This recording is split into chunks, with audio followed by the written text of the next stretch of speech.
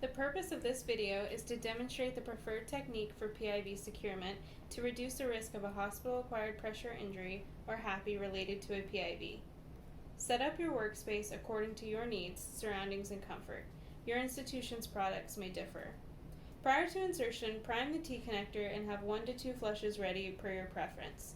Prior to starting a PIV, prep the skin site according to your institution's guidelines.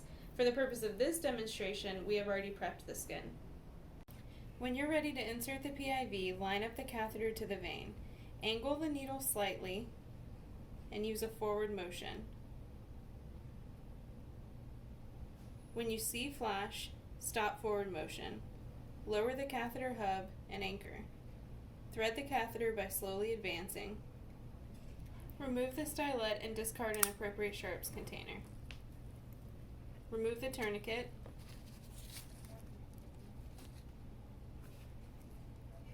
Screw on the T-connector. Check for blood return. And slowly flush to ensure patency. Assess for any leaking or swelling at the insertion site.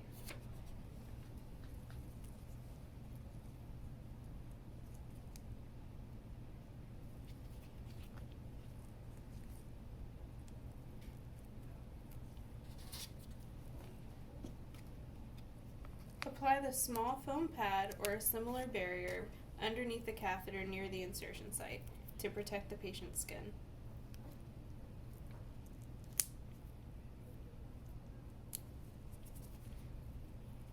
Apply the long bow tie foam strip or a similar piece of tape over the catheter and small foam pad to secure your PIV. Utilize your remaining foam strips or a similar barrier device and apply either vertically or horizontal under the catheter. We're trying to protect points that potentially will come in contact with the patient's skin. Application of the foam strips help prevent skin damage, known as a hospital-acquired pressure injury or HAPI, from the catheter and the T-connector. Apply the Medipore IV dressing over your insertion site.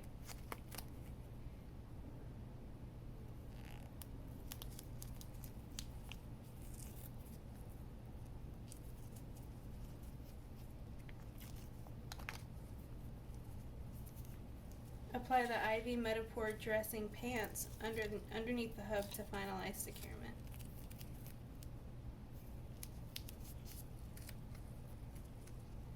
You can apply tape where needed, but refrain from circumferentially wrapping around the entire extremity or covering the insertion site. Remember to check the IV site at a frequency determined by your institution using the touch look compare, also known as the assess look compare technique.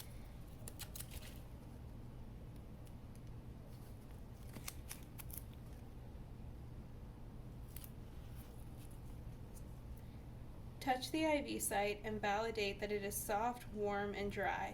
Ensure the PIV site is dry and visible. Compare the PIV site to the other extremity for size and possible swelling. These measures will help prevent a PIV infiltration or extravasation, also known as a PIVIE.